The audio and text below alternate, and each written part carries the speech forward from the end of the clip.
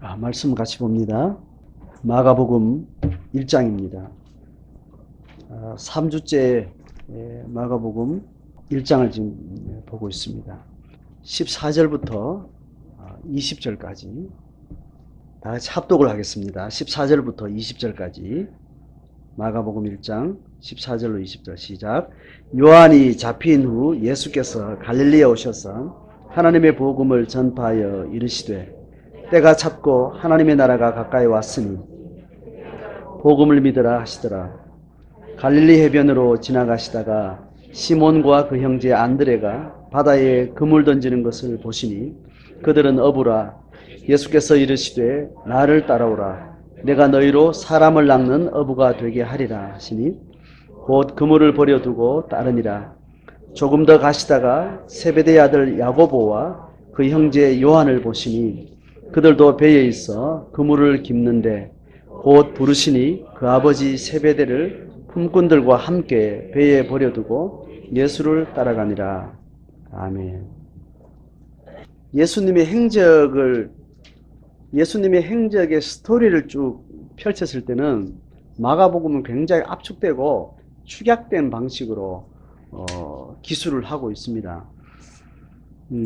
예수님의 40일 동안 광야에서 시험받는 내용도 다른 복음서에는 아주 자세하게 나와 있습니다.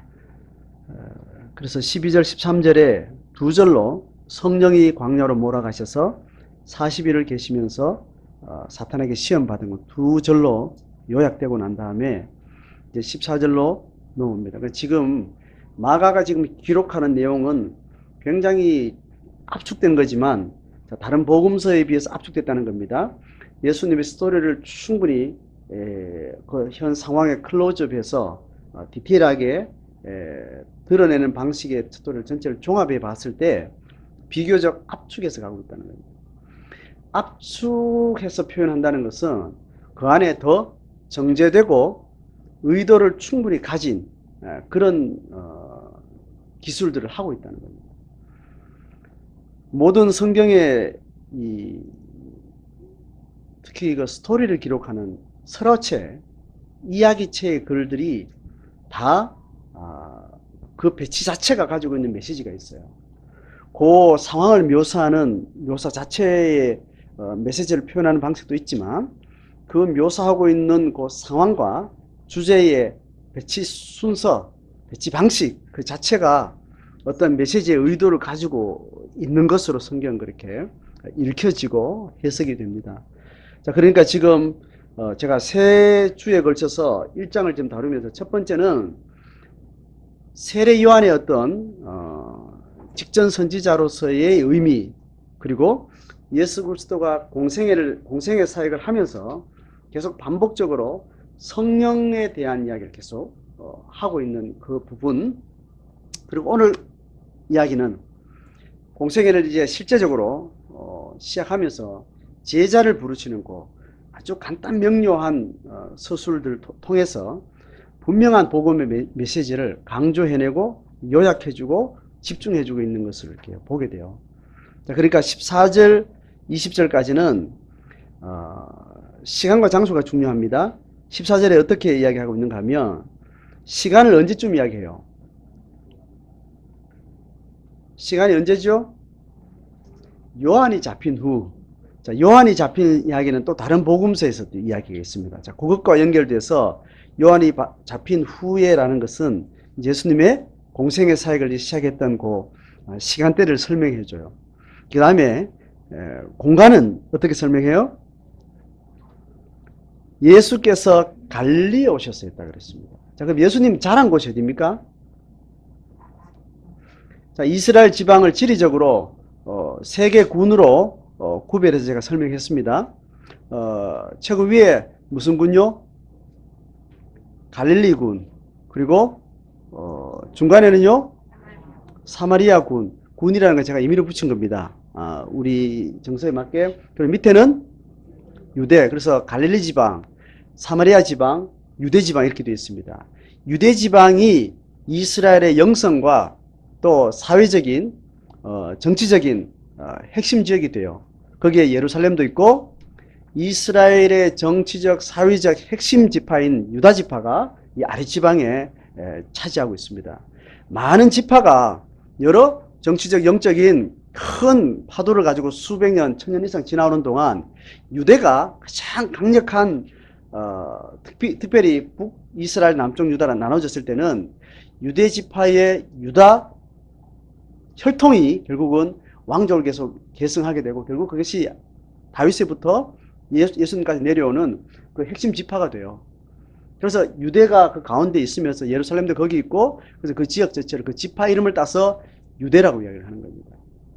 유다 지파인데 이름을 지역을 유대 지방이라 이렇게 명명하는 거죠. 자, 사마리아가 있고 위에는 갈릴리가 있습니다. 갈릴리 지방은 뭐 이름을 딴 겁니까? 갈릴리 호수 이름을 딴 거죠. 자, 그렇게 해서 갈릴리 호수가 있으면서 그 지역을 갈릴리 지방이라 그러고 갈릴리 그 군의 호수는 오른쪽 편에 붙어 있습니다. 그리고 갈릴리 호수하고 이 밑에 유대 지파의 유대 지역의 오른쪽에 무슨 바다가 있죠? 사해가 있습니다. 사해와 유대를 짓는 강이 요단강이에요. 그러니까 요단강을 오른쪽에 두고 그리고 위에는 갈릴리 호수, 밑에는 사해, 그리고 이 길쭉하게 고구마처럼 생긴 팔레스타인 전체 좌편에는 지중해가 있는 거죠. 자, 그 지도의 전체 개념을 이해를 하시면 됩니다. 예수님이 살기는 어디에 사는 거예요? 갈릴리 지방의 나사렛이라는 아주 벽촌에 살았어요. 이 지역의 이 사회적 정치적 중앙이 어디 있는 거예요? 아래에 있습니다. 아래에 있고 이 갈릴리는 아주 벽촌이에요. 저 산 쪽이요. 실제로 지리적으로도 이 갈릴리 지역을 넘어가면 헐몬산이라고 있어요. 헐몬산, 헤르몬산이라고 있는데 그게 만년설이 있어요. 만년설이 지금 얼마나 높겠어요, 그죠? 그 만년설이 있는 그 높은 산이 거기 있고 그 만년설이 녹으면서 찔찔찔찔 물이 모여가지고 어디에 모여드는가 하면 갈릴리 호수에 모입니다. 물론 주변에서 모이지만 그러니까 갈릴리 호수의 수원지가 만년설 저 위에요. 그러니까 점점 높은 지역이 지대도 높아지면서 본 유대로부터 멀어진 아주 벽촌에 있는 거죠. 자, 거기서 30년을 사시다가 이제 공생애를 시작하기 위해서 어디로 오신 거예요? 요단강에서 부흥 집회를 하고 있는 세례 요한의 부흥의 흐름에서 모이는 젊은이들과 많은 메시아를 갈망하고 기다리고 있는 그런 군중들의 모임 집회가 유대 지방 요단강에 있었던 겁니다. 그러니까 어디를 건너온 거예요? 어느 지방을 건너온 거예요? 사마리아를 건너서 긴 여행을 하면서 와서 세례를 받게 됩니다. 자, 세례를 받을 즈음에 세례 요한이 세례를 주고 부흥집회를 할 때 예수님처럼 예수님도 70명을 파송하고 또 120명, 어떨 때 수백 명, 수천 명 군중들이 예수님을 따르는 그런 형국을 가지고 있었지만 특별히 가까이 이 반경에 어떤 그런 동심원을 가지고 가까이 있는 제자들을 두고 있었어요. 그러니까 요한도 제자들이 있었다는 거예요. 그 요한들의 제자들이 요한을 누구로 기대하고 제자가 됐을까요? 메시아로 기대를 하고 있었다니까요. 메시아인 줄 알고 메시아에 대한 기대감을 가지고 와서 메시아인지 묻기도 하고 자, 그런 이제 상황 가운데 결국은 예수님이 등장할 때는 이것을 세례 요한이 노골적으로 나는 메시아가 아니다. 나는 메시아가 절대로 아니고 나는 그와 비교할 수 없는 낮은 자이다. 자, 뒤에 오시는 분은 내가 드리는 이 세례라는 이 영적인 부흥의 내적, 외적 형태가 다른 독특한 방식으로 또 세례를 주시는 그런 방식으로 그분이 오실 텐데 그렇게 하면서 메시아를 정확하게 구분을 해요. 그리고 다른 성경에 저 오는 예수님을 가르쳐요. 가르쳐서 어린 양이로다. 하나님의 어린 양이로다. 그렇게 말하고 분명히 이야기를 합니다. 그러니까 그 이야기를 가장 가까이 듣는 사람이 누구겠어요? 그들의 제자들이죠. 그 관심이 더 집요한 것은 세례 요한의 제자가 될 정도로 그렇게 메시아 되심이 분명할 때 자기 생애를 드리려고 하는 그 열심이 있는 사람들인 겁니다. 그러니까 제자가 되겠다는 생각 없이 거리를 두고 세례 요한을 보면서 세례 요한이 메시아가 자기 자신인지 또 누군가를 가리키는 데서 관심을 가지는 것보다 제자가 된 사람들은 이 산이 아니면 안 되니까 소속감을 정확하게 두고 달려든 사람들한테는 메시아 인가 아닌가가 매우 중요한 겁니다. 자, 그러니까 세례 요한이 저분이 메시아다, 그렇게 이야기를 막 하는 겁니다. 이 묘사가 어디에 자세히 나와 있는가 하면 요한복음에 자세히 나와 있어요. 요한복음에는 그 이야기 자세히 나와 있고 그 논쟁을 막 이렇게 많이 섬세하게 합니다. 그래서 예수님이 세례를 받고 난 다음에 제자들이 곧바로 예수님한테 가서 대화를 시작해요. 요한복음 이제 요 병행되는 본문 여러분 시간이 있으시면 읽으시면 좋습니다. 이번 주간에 꼭 읽어보시면 좋을 것 같아요. 어떤 스토리가 있는가 하면 예수님의 제자 2명, 다시 세례 요한의 제자 2명이 예수님이 진짜 메시아인가 뭐 이렇게 하면서 그 자리에서 현장에서 바로 예수님의 제자 되기를 신청을 해요. 그래서 예수님을 찾아가고 또 친구 데리고 야, 이 산이 아닌가 보다 데리고 와가지고 막 이야기하고 갖다 주고 또 친구를 또 데리고 갖다 주고 뭐 이렇게 해서 예수님하고 대화를 막 하는 이야기가 요한복음 초기에 나와 있어요. 그때 나오는 사람들이 요한과 안드레, 명명하는 이름은 안드레라고 나오는데 안드레 형제가 누구죠? 베드로예요. 오늘 본문에도 나오죠.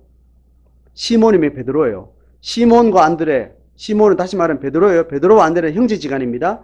그러니까 그 현장에 형제가 있어서 불러서 예수님께 또 데려가요. 그 말은 이 사람들의 고향이 어디냐 하면 어디요? 갈릴리요. 이 사람들도 열심히 특심한 거죠. 이 먼 지방을 거쳐서 세례 요한의 제자가 되겠다고 달려온 사람이에요. 형제들끼리. 그리고 야고보와 요한도 형제예요. 자, 그래서 요한복음 스토리 안에 예수님이 세례 받으면서 저분이 메시아다 뭐 어쩌다 이야기하는 중에 막 가가지고 같이 제자 됐던 친구도 데리고 가고 또 자기 형제도 데리고 가고 뭐 그렇게 이야기를 하는 걸 보면 지방 자체가 저 위에 있는 자들이 그 현장에 있었다는 말은 다 예수님이 제자가 되겠다고 그렇게 달려온 사람들. 거기에 안드레, 베드로, 빌립과 나다나엘도 나와요. 빌립이 나올 때는 빌립이 친구 나다나엘을 데려가면 나다나엘은 요한복음에만 나오는 이야기에 나오는 등장인물입니다. 하여튼 그런 사건이 거기서 전개가 됩니다. 전개되고 난 다음에 오늘 이 본문은 요한복음하고 연결해서 예수님의 전체 사복음 전체를 통틀어서 예수님의 공생의 사역의 행적을 추적할 때 여러 복음서가 이 부분을 소개하고 이 부분을 소개하고 또 중복해서 소개하고 이런 스토리 전체를 꽤 맞춰서 3년 동안 예수님 행적이 어떻게 왔다 갔다 했는지를 추적하는 연구가 있어요. 그러니까 예수님의 생애를 공부하는데 기본적으로 상적으로 그거를 이제 정리하는 과정이 필요합니다. 지금 마가복음에는 그 이야기는 없어요. 바로 무슨 이야기 바로 나오는 거예요? 세례받았던 그 사건하고 갈리에 가서 만나는 제자들 이야기 나옵니다. 요한복음과 연결해서 보면 오늘 만나는 시몬, 다시 베드로와 안드레, 그리고 야고보, 요한은 이미 언제 만났던 사람들이에요? 세례받을 때 요한복음에 기록된 대로 세례받는 그 시점에 그 현장에서 세례 요한의 제자로 있다가 예수님이 저분이 메시아다 이렇게 이야기를 드리면서 확인하면서 예수님의 제자 되는 관계를 맺어요. 맺고 난 다음에 이들도 그냥 고향으로 돌아오고 예수님도 나중에 다시 공생애를 여기서 시작하는 거예요. 그 기간 동안 어떤 사건이 있었어요? 명확한 거는 40년 광야 훈련이 있었고 그 다음에 또 오늘 세례 요한이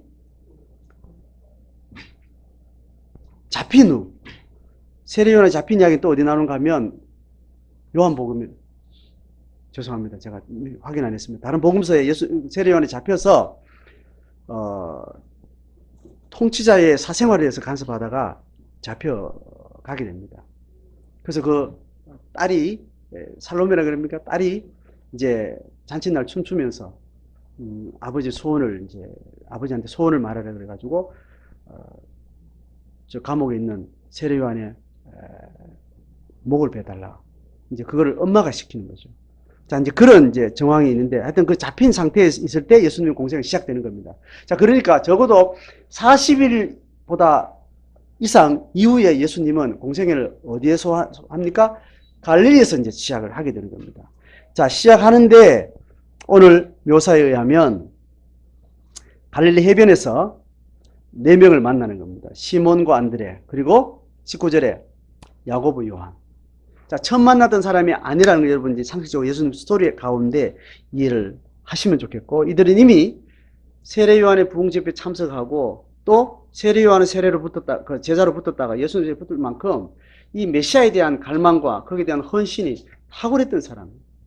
자, 이런 사람들은 절대로 어부라고 해서 무식한 사람들이 아니고 유대인들이 가지고 있는 정통 신앙 교육, 신앙과 관련된 영적인 삶의 지적 교육들을 충분히 받은 그런 사람들이라고 우리가 생각해 볼 수 있습니다.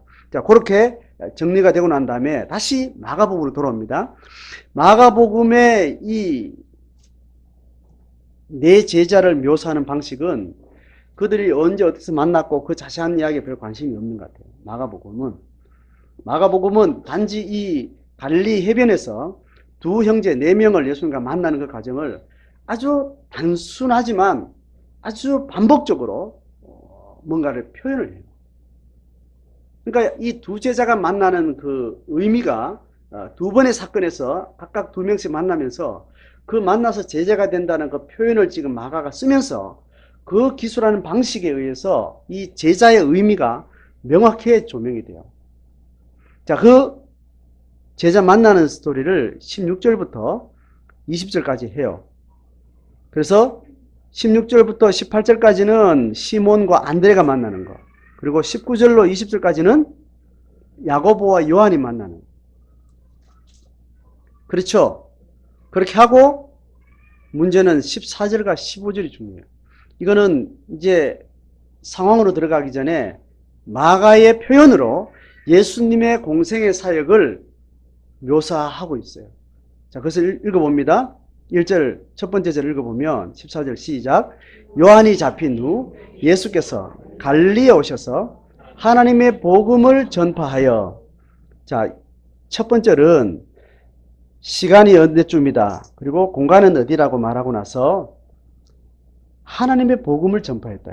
자, 예수님의 공생의 사역을 실제로 그 준비 과정 전 단계의 건을 좀 떼고 실제로 공생의 사역할 때 그가 뭘 했다라고 표현하는 그 표현 자체가 명확하게 뭐라고 이야기해요? 하나님의 복음을 전파했다고 이야기해요. 자, 전파는 그냥 부르짖는 것이고 가르치시는 것이고 또 신앙의 어떤 목적과 내용으로 말하면 어떤 설교를 했다고 말할 수 있는데, 하나님의 복음을 어떻게 하든지 구두로 입으로 전하고 선포하고 가르치는 다양한 사역을 했다라고 예수님의 공생을 그렇게 묘사를 합니다. 예수님의 공생의 전체를 의미로 어떤 문화적인 형태로 나누면 세 가지로 나눠져요. 입으로 전한 거, 그리고 어떤 행동으로 보여준 거, 그리고 몸으로 성취하신 것. 이게 나눠집니다. 입으로 전한 것, 몸으로 행한 것. 이게 몸으로 행한 건 어떤 걸까요? 예수님 수도를 생각해 보세요. 몸으로 행한 거. 같이 밥 먹고 또 같이 계시는 것, 또 기적을 행한 것, 구체적으로 귀신 쫓아내는 거, 병자 고치는 거, 그리고 떡 먹여 살리는 거, 뭐 그런 거 있죠. 그리고 파도를 멈추게 하는 거, 이런 기적과 관련된 이런 퍼포먼스로 사역한 내용이 있습니다. 그리고 언어로 가르친 게 있습니다.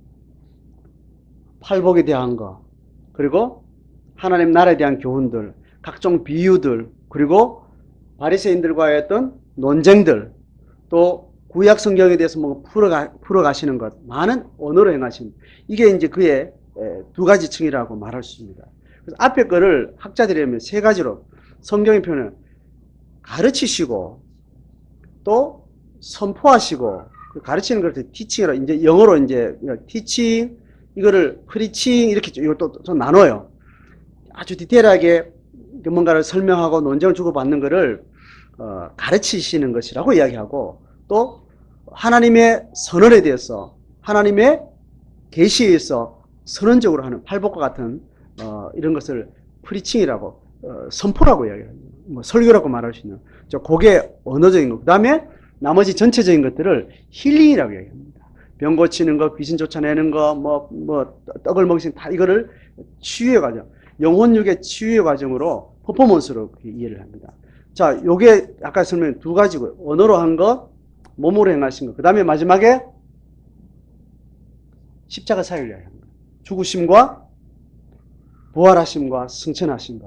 이 자체는 앞에 있는 언어와 몸으로 행하신 그 모든 총체적인 복음의 가장 근원이 되는 핵심적인 사역이 되겠죠. 자, 그 이야기를 전체적으로 이해하고 난 다음에 마가복음에서 마가는 예수님의 이 사역을 전파했다라는 영역에서, 자, 이 세 가지로 구분됐죠, 그죠?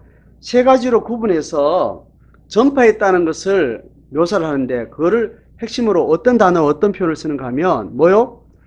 하나님의 복음을 전파했다라고 이야기합니다. 자, 그러면 이 행위는 뭘까요? 행위는 하나님의 복음을 전파했던 핵심이 뭐예요? 하나님의 복음이잖아요, 그죠? 이 표현에 의하면 하나님의 복음을 전파했고, 하나님의 복음을 이거는 몸으로 실행해 보이시고, 그리고 하나님의 복음을 완성하신 이제 그런 의미가 되겠죠. 그러면 오늘 예수님이 입으로 전했던 공생에서 통해서 하셨던 중요한 사역인 그 전파의 내용을 하나님의 복음이라고 이야기하는 겁니다. 복음은 헬라어로 그죠? 유앙겔리온으로 해요. 유는 조언이란 말이에요. 앙겔리온은 소식을 전하다, 가르치다 이런 이야기인데, 그게 합쳐져서 유앙겔리온이라는 단어를 쓰는데, 이 단어는 예수님이 직접 쓰기도 했지만 초대교회, 예수님 시대가 지나고 초대교회 성령 받은 예수님의 제자들이 예수님의 소식을 전하는 이 자체를 가지고 복음이라고 이야기를 했습니다. 근데 이 복음이라는 단어는 히브리어도 아니고 헬라어예요. 헬라어면서 종교 용어나 특수한 용어가 아니고 일반적으로 쓰는 용어예요. 그런데 이 당시에 로마 제국 시대에 유앙겔리온이라고 썼던 단어는 특정하게 분명한 어떤 상황 가운데 썼는데, 두 가지로 학자들은 이야기를 해요. 하나는 뭐냐 하면 그냥 일반 단어예요. 우리 한자어처럼 복음 이렇게 그냥 일반적으로 좋은 소식 이렇게 하는 말을 이렇게 딱 쓸 때는 그 당시에는 황제의 칙령이 있죠. 로마 제국의 황제 칙령이 긍정적인 의미에서 어떤 축하의 메시지를 보낸다든지 중요한 임명장을 준다든지 어떤 그런 황제의 칙령, 좋은 의미에서 황제의 칙령을 좋은 소식이라고 유앙겔리온이라는 단어를 그렇게 썼다는 거예요. 그리고 로마 제국 전체 안에 끊임없이 전쟁이 일어나는데, 전쟁과 분쟁이 일어날 때마다 식민지 백성들이 다 군대로 파병을 하게 돼요. 그러면 그 파병을 하게 되면 먼 나라에 몇 달 동안 어느 지역으로 이제 전쟁 있는 장소로 가는 거예요. 가면 언제쯤이 전쟁이 있을 것이라는 소식을, 그 고향에서 사람들이 전쟁의 소식을 듣는데, 그 먼 거리에 이 교통이 불편한 그 지역에 전쟁이 어느 때쯤 일어날 것이는 알고 있지만 전쟁이 이겼는지 졌는지는 초미의 관심 가지고 듣는 것 아니겠어요? 그런데 그 전쟁이 승리해야만 우리가 살 가능성이 많은 겁니다. 그러니까 전쟁의 승리 소리를 기다리는 그 사람들에게 승전보가 들려지는 그 소식을 유앙겔리온이라고 이야기했대요. 마라톤 전쟁이 대표적인 이야기로 이제 전해지는 이야기가 되는 거죠. 마라톤 전쟁의 스토리 알죠, 그죠? 마라톤 42점 얼마요?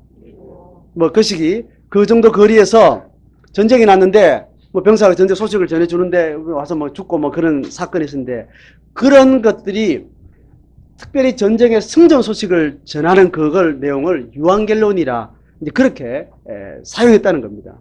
자, 그러니까 일반적으로 로마의 문화권 안에, 그 문화권 안에 가장 탁월하고 가장 영광스럽고 가장 반가운 소식을 전하는 그 용어를 가지고 신앙과 신적인 의미에 연결해서 하나님의 유앙겔리온이라 이렇게 표현을 하게 된 겁니다. 예수님이 이 용어를 쓰셨고, 또 이 용어를 가지고 유대인들은 제자들은 예수님의 복음을 전하는 말로 계속해서 로마 제국 전체를 순회하면서 계속 복음이라는 걸로 그렇게 예수님의 복음 소식을 처음 언어로 표현할 때 그렇게 사용했다는 겁니다. 자, 그러니까 예수님이 생애가 지나고 난 다음에 제자들의 용어에서는 복음은 사도 바울의 어떤 행적이나 그의 바울 서신을 통해서 보여지는 복음은 아주 좀 더 구체화된 거예요. 그 뭐냐면 예수님의 십자가 사건을 복음과 연결해서 거의 비슷하게 씁니다. 근데 예수님은 좀 더 광의적으로 쓰고 있어요. 자, 그래서 예수님이 하나님의 복음 이렇게 말하면 자기 자신이 십자가 사역을 온 것과 함께 좀 넓은 의미로 표현을 합니다. 그 표현은 이제 15절 이야기예요. 하나님의 복음을 전파했다 그랬는데 그 복음이 뭐냐 하면 구체적으로 하나님의 복음이라는 명제로 딱 이걸 풀면 이렇다는 겁니다. 15절 같이 읽습니다. 때가 찼고 하나님 나라가 가까이 왔으니 복음을 믿으라 하셨다는 거예요. 자, 때가 찼다는 말은 무슨 때가 찼다는 거예요? 유대인들이 그렇게 열망하던 메시아가 왔다는 거예요. 메시아가 왔다는 그들의 기다린 그 시간에 대한 열망의 그 때를 이야기하면서 뭐가 가까웠다는 거예요? 하나님의 나라가 가까이 왔다는 거예요. 자, 이걸 선언적으로 말하는 겁니다. 그 다음에 명령은 뭐예요? 회개하고 복음을 믿으라는 겁니다. 하나님의 나라는 예수님이 오시면서 메시아가 오시면서 하나님이 예언하고 계속해서 준비했던 그 하나님이 그의 백성들 가운데 임하는 거예요. 하나님의 나라는 사람이 가져오는 거예요? 하나님이 가져오는 거예요? 하나님이 가져오는 겁니다. 하나님이 하나님의 나라를 가지고 오면 누굴 통해서 가져와요? 예수님을 통해서 가져오는 겁니다. 예수님의 오심은 곧바로 십자가 사건으로 구체적이게 말할 수 있지만 좀 넓은 의미로 가장 근원적으로는 하나님의 나라가 임하게 되는 거예요. 예수님이 탄생에 대한 기사를 들을 때도 뭐라고 말합니까? 히브리어로 임마누엘이라고 우리에게 함께 하신 우리와 함께 하시는 하나님.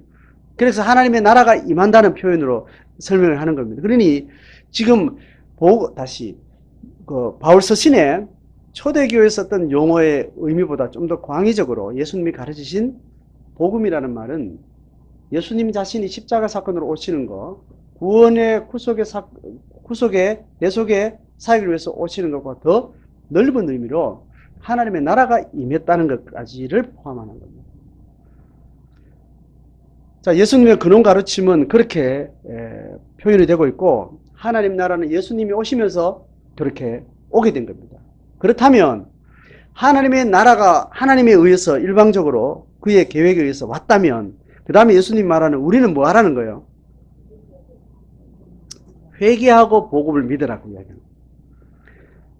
회개하고 복음을 믿으라. 이 복음은 넓게는 하나님 나라가 왔다는 좋은 소식이고 좁게는 우리를 구원하실 예수 그리스도의 십자가 사건이 우리에게 허락됐다는 소식이 되겠죠. 그 소식을 우리는 어떻게 해요? 믿는 겁니다. 받는 겁니다. 우리가 일반적으로 신앙을 갖게 된다는 것은 예수님을 믿는다는 것, 십자가의 사랑을 믿는다는 것. 자, 그하고 동일하죠. 복음을 믿는 것은 결국은 뭐가 됐으니까 그렇다는 거예요. 우리 보고 복음을 믿으라고 말하는 이유는 뭐가 왔으니까? 하나님의 나라가 임했으니까. 그죠? 하나님의 나라가 임했으니까 복음을 믿으라고 이야기하는 겁니다. 이것은 유대인뿐만 아니라 모든 이방인들에게 이 복음을 믿는 초청장이 지금 이제 공개가 되는 겁니다. 하나님의 나라가 임했으니까 그 하나님 나라 임한 하나님의 나라가 내 것이 되려면 내가 뭘 해야 되는 거예요? 이 좋은 소식이 뭔지 모르겠지만 일단 좋은 소식을 받아들여야 되는 겁니다. 그 좋은 소식은 하나님 나라가 임했다는 이 사건도 될 수 있고 구체적으로는 그 과정이 되는 예수님의 십자가 사건도 같이 되는 겁니다. 그럼 우리는 복음을 믿는 것이 하나님의 나라가 임했을 때 그 사건이 내 사건이 될 수 있는 과정이 되겠죠. 자, 그렇게 해서 하나님이 예수 그리스도를 통해서 오신 것은 하나님의 나라라는 겁니다. 하나님의 나라라는 말은 하나님이 다스리는 나라겠죠.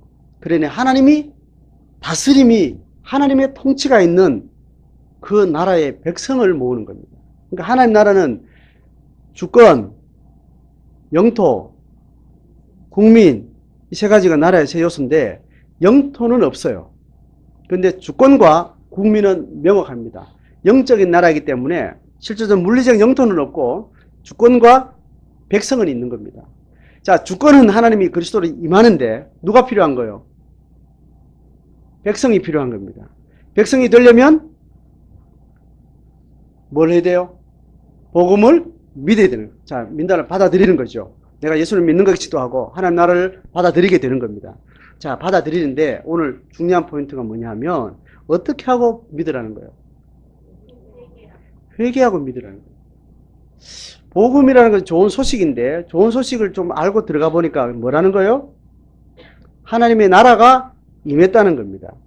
하나님 나라가 임했다는 것은 하나님 나라가 하나님의 백성이 되는 것과 하나님의 주권의 통치를 받는 것이 되는 거예요.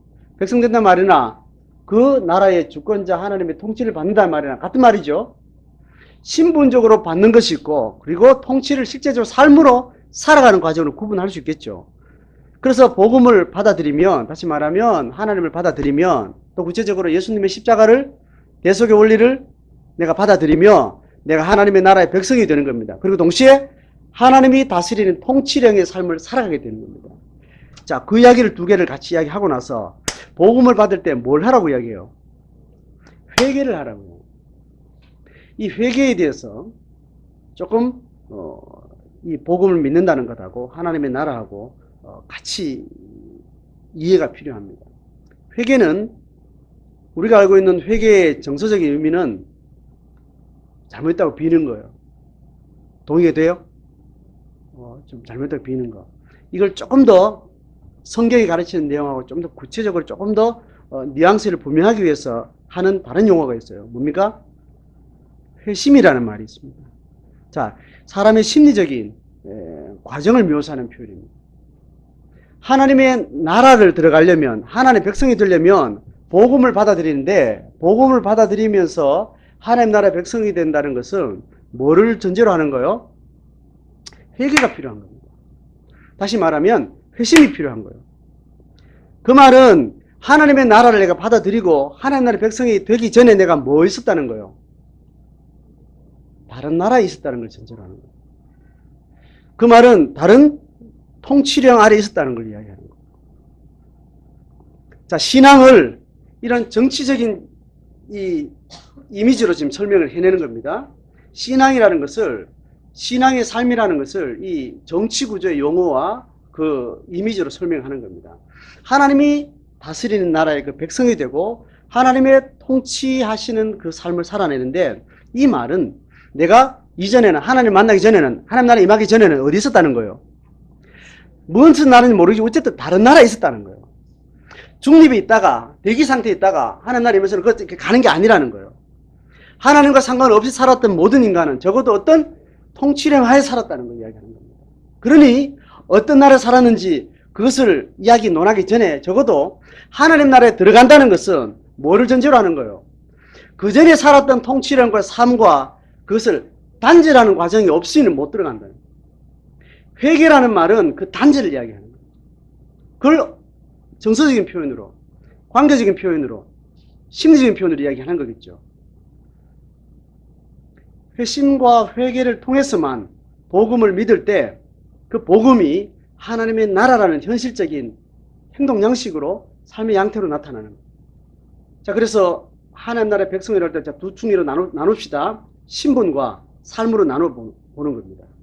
하나님의 나라의 백성이라고 얘기할 때, 특히 신앙을 이야기할 때는 구체적으로 두 개가 나눠질 수 없는 거예요, 사실은. 근데 경험상 이걸 개념을 나눠보면 신분의 영역이 있고 삶의 영역이 있습니다. 예수 그리스도를 구주로 영접하면 하나님의 백성으로 신분의 변화는 어김없이 일어납니다. 느낌과 상관없이 예수님이 십자가를 통해서 내 죄를 사해 주시고 내가 받을 징벌을 받으시고, 여러분 구원의 도래 너무 잘 알죠? 그것을 내가 그 사실을 그대로 받아들이면 내가 주님을 받아들일 때 내 죄, 하나님과 단절되는 모든 죄성의 모든 것들이 하나님 앞에 용납되어지고 하나님 앞에 자녀로, 그분의 백성으로 죽으면 천국 가는 영적 신분이 딱 동시에 일어난 사건입니다. 이걸 신분 변화라고 이야기합니다. 자, 성경은 이거를 하나님의 나라의 아주 기초적인 초기적인 출발이라고 설명을 해요. 자, 그러고 나서 신분이 바뀌고 나면 그 신분에 맞는 하나님의 나라 백성의 삶이 있는 거죠. 그 삶을 완성해 나가는 것을 성도가 살아가는 성화의 과정으로 설명을 합니다. 성화라고요. 그렇게 지어가는 것. 신분에 맞는 삶으로 그렇게 가는 것. 그래서 하나님 나라에 들어간다라고 이야기를 합니다. 성경 전체적으로 그죠? 신약 성경에 하나님의 나라라고 한자로 말하면 천국이라고 말하는 표현들은 다 죽고 난 다음에 가는 천국 이야기는 거의 종말론과 관계된 표현을 거의 작게 있어요. 모든 하나님의 나라에 대한 이야기는 현재적인 삶에 대한 이야기를 할 때 나오는 단어예요. 그래서 복음을 믿음으로 하나님의 나라가 임한 것이 내 나라가 되고 내가 그 나라에 들어간다는 것은 신분 변화와 함께 그 다음에 회개라는 과정을 통해서 끊임없이 들어가는데, 이 회개가 예수님 믿을 때 내 존재 자체를, 죄성과 하나님을 떠나했던, 하나님을 떠나서는 내가 죄인일 수밖에 없었던 내 존재 자체를 내려놓는 작업을 회개라고 이야기하고, 그 회개와 함께 예수님의 십자가 은총을 내가 받아들이는 사건을 통해서 그 회개는 단번에 회개로 끝이 나요. 그 다음부터는 내 죄가 하나님 앞에 죄 용서받기 위한 회개는 더 이상 필요 없어요. 아시겠죠? 거짓말도 했고 욕도 했고 뭐 무슨 짓도 했고 무슨 짓도 했고 뭐 그런 허물들을 막 따져가면서 내가 회개를 하면서 예수님을 받아들이지만, 구체적으로 뭐냐면 허물을 지을 수밖에 없는 내 존재 자체가 죄인의 신분이었던 것을 내가 내려놓는 거예요. 첫 번째 회개는. 그리고 예수님의 은총을 받아들이면 나는 신분을 위한 회개는 그것으로 끝이라는 거예요.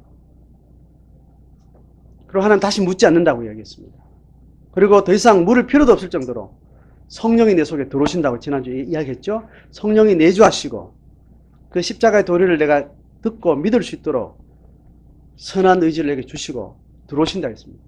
그 다음에 내가 남은 것은 그 변화된 신분과 함께 하나님이 통치하는 삶을 살아가는데, 여기서부터 허물과 관계된 삶의 양태와 양식과 관계된 우리의 회개들이 끊임없이 요구가 되는 겁니다. 세상 나라에 살면서 살았던 삶의 다양한 삶의 방식들을 끊고 단절하고 하나님이 통치하시는 방식대로 내가 살기 위해서 이 전환의 과정들을 계속해서 해나가는 거예요. 왜냐하면 내가 하나님의 백성의 신분을 가졌기 때문에, 그 신분에 맞는 삶을 살기 위해서 이전 나라에 봤던 방식, 봤던 체계, 봤던 원리 끊고 넘어가는 겁니다. 그럴 때 끊는 과정이 회개라고 이야기해요.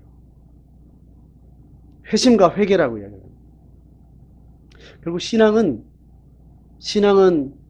한번 구원의 경험이 있고 난 다음에 끊임없는 회심과 회개를 통해서 하나님의 통치령으로 점점 삶을 확장해 나가는 거예요.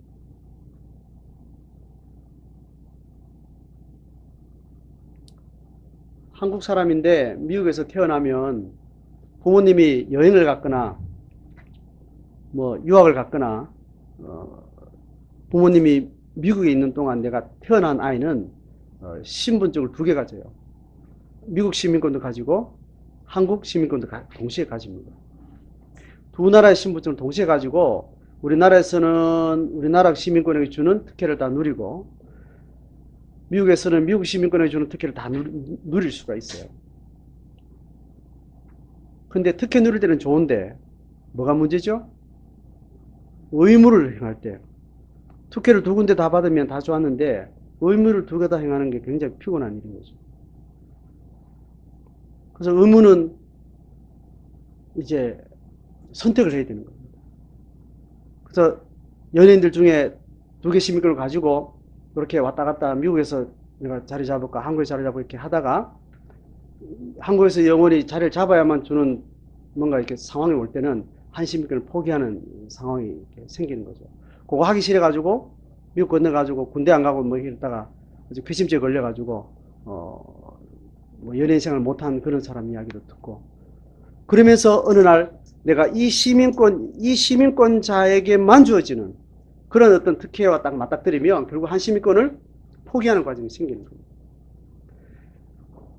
하나님의 나라 시민으로 우리가 다시 삶을 시작하면서 우리가 편리대로 여기 갔다가 저기 갔다가 그전에 살았던 시민의 방식대로 살다가 또 필요하면 여기도 왔다가 이렇게 하는 경향들 속에 계속 있는 거죠. 신앙의 성장 과정이라는 것은 이 삶을 끊임없이 포기하고 계속 끊어내고 회개하고 단절하고 그렇게 하나님의 통치 방식대로 살아가는 삶이 점점 확장되어가는 그 그림인 겁니다. 자, 예수님 지금 말씀하시는 이 용어를, 이 표현을 아주 단언적으로 막아는 아주 짧게 진술적으로 하나님의 복음이라고 말하고 그것을 풀었을 때는 하나님 나라가 임했으니까 너희들은 회개하고 복음을 믿으라는 이 표현으로 예수님의 사역을 아주 축약적으로 정확히 묘사를 합니다. 이걸 통해서 우리가 하나님의 백성 된다는 것, 그 중요한 과정의 의미를 우리 속에 다시 집중해서 볼 필요가 있습니다. 그래서 우리의 삶은 다시 다 통치력이 바뀌어지는 전환의 과정이 필요한 겁니다. 신분이 바뀌고 난 다음에 삶의 대전환들이 계속 일어나는 겁니다. 크게는 성경이 이렇게 말합니다. 자기 자신을 위해서 살다가 고린도후서의 표현에 의하면 자기 자신을 위해서 살다가 이렇게 표현해요.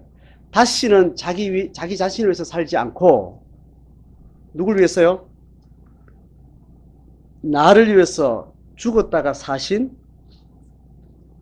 예수님을 위해서 사는 삶으로 그렇게 명확히 표현을 합니다. 크게는 그렇게 자기 자신을 위해서 살다가 나를 위해서 죽으신 그리고 부활하신 예수님을 위해서 사는 방식으로 삶의 전환들이 계속 일어나는 겁니다. 신앙은 이 싸움을 계속 싸우는 겁니다. 영적 싸움은 계속 여기서 이쪽으로 전환해가는 싸움. 사단은 계속 여기다 묶으려고 하고 계속 여기다가 우리의 삶을 묶어 놓으려고 하고 성령은 어디로 가기를 원해요? 예수님의 통치령으로 계속 가기를 원합니다. 성령은 우리에게 계속 네 신분이 뭔지 기억해라. 네 신분이 뭔지 기억해라.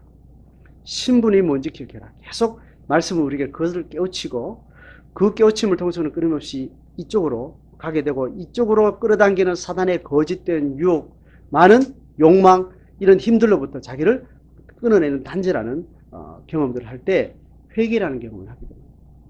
자의적으로 내 자신이 어떤 삶의 양식으로부터 단절하는 어떤 그 선언이 회개예요. 그러니까 신앙의 수련을, 신앙의 훈련을 깊이 하는 사람들이 어떤 경험이 많을까요? 회개 경험을 많이 하는 거예요. 회개의 경험은 내가 회개가 되어져서 회개를 하기보다는 좀 더 공격적으로 적극적으로 신앙의 길을 가는 사람은 선언적으로 회개를 해요. 선언적으로 회개를 한다니까. 보통 회개는 정서적인 느낌으로 다가오잖아요. 그죠? 그런 사건 당하고 그런 일고 나니까 내가 잘못된 걸 알겠더라. 그래서 내가 마음이 눈물을 흘린 마음으로 내가 회개를 했다. 이렇게 표현하는 방식으로 회개는 우리에게 아주 자연스럽습니다.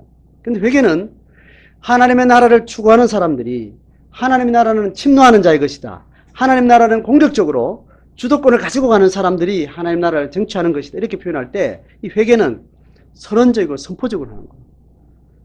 이걸 우리의 영어로 말하면 결단했다고 말하고 우리가 선언했다고 말해요.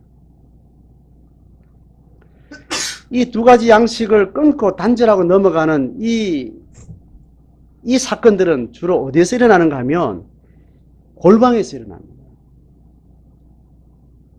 깊이 내 신분이 뭔지를 기억하게 하시는 성령과 깊이 교감하고 묵상하고 자기 자신의 삶을 내가 어느 통치령 속에 내가 이 사건을 지나고 있는가, 어느 통치령 속에 내 심정을 두고 있는가를 깊이 성찰하고 돌아보고 성령의 조명하심을 기다리는 골방에 있을 때 이 싸움이 명확해지고 선명해지는 겁니다.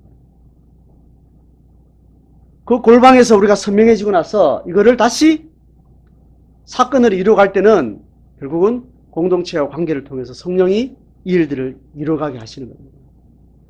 그래서 이 선언과 선포적인 회개에는 많은 기도와 많은 묵상과 골방의 도피적인 영성을 통해서 이거 이루어지는 겁니다. 자, 그러니 골방 생활을 양적으로 많이 가진 사람이 회개의 사건들이 많은 건 당연한 거죠. 그죠? 그죠? 골방 생활을 많이 확보한 사람은 다른 사람보다 많이 확보했다고 많다는 사건은 아니에요. 적어도 자기 자신을 기준으로 봤을 때 많이 하는 것보다 적게 하는 게 훨씬 더 회개의 경험들이 선명해지고 분명해지는 거 맞죠? 그러면 이 시간을 많이 가져야 되겠어요? 적게 가져야 되겠어요? 많이 가져야 되겠어요? 적게 가져야 되겠어요? 많이 가져야 돼요. 자기 삶을 신앙의 삶으로 뭔가 방향을 잡아갈 때 일상의 삶들을 어떻게 사는가를 중요하게 생각하죠. 그게 핵심이죠. 골방 생활이 하나님 나라의 삶은 아니에요. 잘 들으세요. 예배하는 삶이, 이 주일날 예배하는 삶이 하나님 나라의 삶이 아니라고. 하나님의 나라의 삶은 밥 먹고 일하고 놀고 자고 하는 일상에서 하나님 나라 사건이 일어나는 거예요. 그러니 예배가 신앙의 본질적인 삶이 아니라는 거예요. 기도하는 게 본질적인 삶이 아니라는 거예요. 기도는 일상에서 하나님의 통치령으로 삶을 살아낼 수 있는 영성과 경건을 위해서 필요한 시간들이에요. 신분에 집중하는 시간이라니까. 신분에 집중하는 시간이 많이 필요한 이유는 내가 삶의 양이 하나님의 통치령으로 계속 나가기 위해서 필요한 거예요. 이 싸움을 가지고 신앙의 자랑을 하는 것은 큰 잘못된 거예요. 기도 많이 했다는 것을 자랑하는 건 그게 위험한 일이에요. 어제보다 내가 기도를 더 많이 했다는 건 자랑할 일이에요. 그런데 남보다 내가 기도를 많이 했다는 것은 자랑할 일이 아니라는 겁니다. 내가 자랑할 일은 그 기도가 내 삶을 어떻게 회개의 결단의 단절을 통해서 하나님의 통치력으로 많이 나아갔는가, 이것을 자랑해야 됩니다. 바리새인들의 자랑이 거기에 있습니다. 종교성으로 머무는 자랑이 종교적 신앙의 이 자랑이 되는 경우가 그렇습니다. 11조 생활을 얼마나 많이 했는가, 11조 얼마나 많이 했는가, 주일 성수를 얼마나 했는가, 예수 믿은 지 얼마나 오래됐는가, 그것 자랑하는 굉장히 위험한 일이에요. 어리석을 뿐만 아니라 굉장히 위험한 일이에요. 신앙의 자랑은 어디서 표현되는가 하면 내가 일주일 동안 어떻게 살았는지, 10의 구조를 내가 어떻게 하나님 앞에 살아내는지, 그것 자랑입니다. 자, 우리가 신앙의 삶을 잘 살기 위해서 골방의 생활의 절대량을 최대한 만들어가는 것이 중요합니다. 이 도피적인 영성을, 양을 만들어가는 게 굉장히 중요해요. 기본적인 양을 확보하는 것이 중요해요. 또 중요한 것은 그 양보다 주기성이 중요해요. 주기성이에요. 한 달에 3일을 몰아치는 것보다 일주일에 1시간씩 꼬박꼬박 주기적으로 자기 삶을, 일상을 잘 통제할 수 있는 그 주기성 속에 자기 경건 생활을 계속 유지하는 것이 굉장히 중요합니다. 그럴 때 단절의 사건이 일어납니다. 회개의 사건. 내가 이거 끊겼습니다. 내가 이런 마음으로 돈을 벌었는데, 이런 마음으로 내가 일을 했는데 내가 마음의 자세를 바꿔야 되겠습니다. 이게 회개예요. 똑같이 일을 하면서, 똑같이 설거지하면서, 똑같이 아이 돌보면서, 똑같이 돈 쓰면서 내가 이런 방식으로, 세상의 방식으로, 세속의 방식으로, 세상 나라의 방식으로 내가 살았는데, 의미를 새롭게 하고 하나님의 통치령의 의미로 새롭게 해석하고 새롭게 정리된 마음으로 그렇게 살아내는 거예요.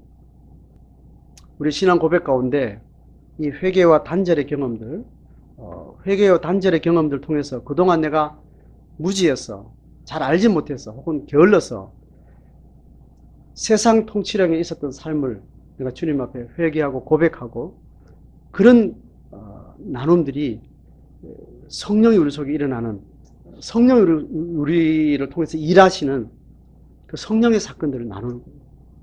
자, 하나님의 나라가 그렇게 확장됩니다. 그래서 하나님 나라는 그렇게 임합니다. 그래서 어떤 가정에는 하나님 나라가 임할 때도 있고 임하지 않을 때도 있고, 또 가정에는 임했지만 직장에는 전혀 임하지 않을 때도 있고. 자, 이게 무슨 의미인지 이해가 되시죠? 하나님의 나라가 임했다는 것은 하나님이 다스리는 방식대로 그 삶을 산다는 것.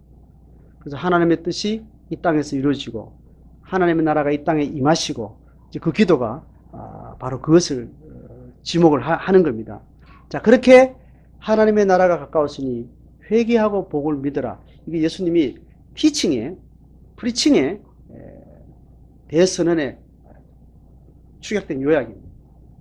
예수님의 생애 전체는 하나님 나라 가까웠으니까 회개하고 복음을 믿어라. 이 선언이 지금 다예요. 그리고 그것이 가능하도록 이제 십자가에 죽으시는 거예요. 하나님 나라 가까웠으니 회개하고 복음을 믿으라는 것을 퍼포먼스로 나타내는 것이 이제 2장부터 시작되는 귀신을 쫓아내고 병을 고치고 이제 그런 실제적인 시청각 교제를 통해서 시청각의 케이스를 통해서 하나님의 나라의 통치령 속에 있을 때 일어나는 변화들을 이렇게 보여주는 일들을 하게 됩니다. 자, 그 이야기를 하고 나서 그 이야기를 설명하고 나서 마가는 이 네 제자를 부르는 사건을 연결을 해요. 맞죠? 그죠? 그렇게 해서 갈릴리 해변으로 가다가 시몬과 형제 안드레를 만나요. 자, 그들이 이제 고기 잡고 그물도 던지고 뭐 이렇게 하는 것을 만나가지고 뭐라고 말하고 지금 그를 제자로 부릅니까? 나를 따라오라. 너희로 사람 낚는 어부가 되게 하리라. 자, 그렇게 말하니까 그 사람들 어떻게 했어요? 버려두고 떠났다 그랬습니다. 자, 그 다음에 조금 가다가 야고보 요한을 만나고 그 다음에 또 불렀다는 거예요. 뭐라고 불렀겠어요?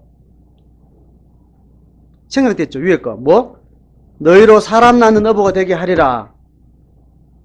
나를 따라오라. 그 말을 했다는 말이겠죠? 그러니까 이 사람들은 뭐라고 그랬어요? 그대로 버려두고 예수님을 따라가느라 반복하는 겁니다.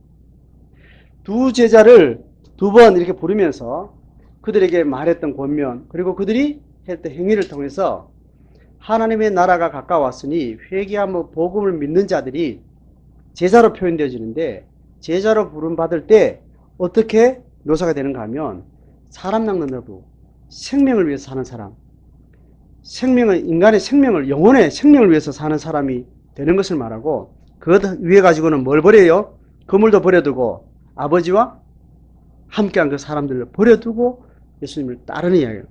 자, 이거는 앞에 15절에 말한 내용 중에 뭘 말할까요? 회개하고 복음을 믿는 것이 형상화된 표현이 되겠죠. 버려두고 예수님 따르는 거예요. 자, 버려두고 예수님을 따르는 겁니다. 인륜적인 것은 버려두고 예수님을 따르는 거예요. 성령을 따르는 거예요. 인륜을 버려두고 천륜을 따르는 거예요. 인간의 감정은 내가 포기하고 하나님의 약속을 따르는 거예요. 내 상황 가운데 일어나는 성질은 내가 버려두고 뭘 따르는 거예요? 주님이 약속하신 성품을 내가 선택하는 거예요. 그래서 회개하는 사람들은 감정과 함께 영적으로 사는 사람들은 감정을 통제를 해요.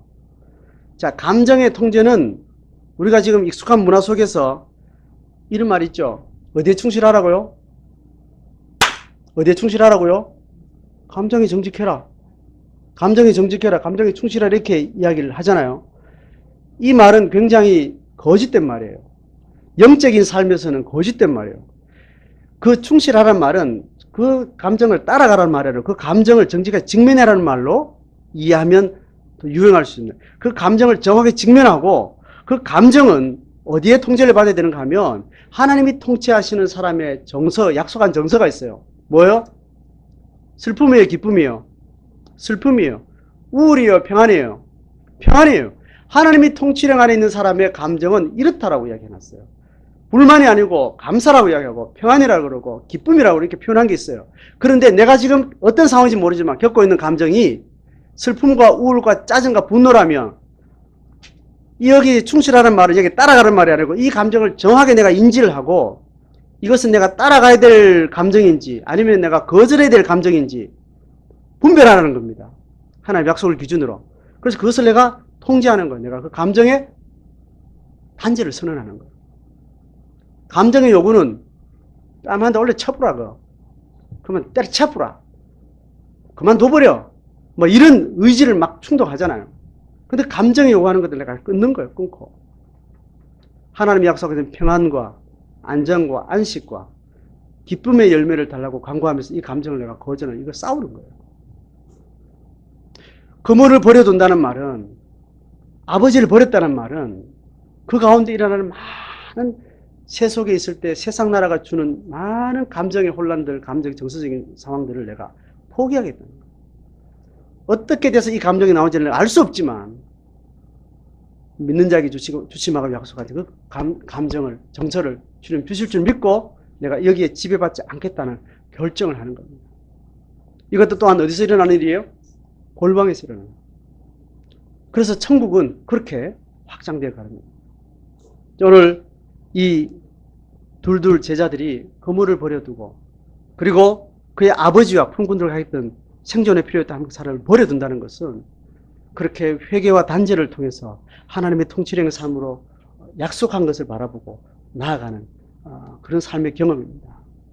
한 주간 혹은 한 달 여러분 지금 지나면서 여러분 감정과 정서와 여러분 의식을 지배하는 많은 가치와 개념들이 있을 거예요. 하나님의 복음을 받은 자라면 회개와 단절을 통해서 하나님의 통치의 삶으로 끊임없이 영적으로 싸우면서 나아가는 그런 제자의 삶으로 부름받은 대로 정직하게 나아가는 은혜가 있기를 주의 이름으로 축복합니다.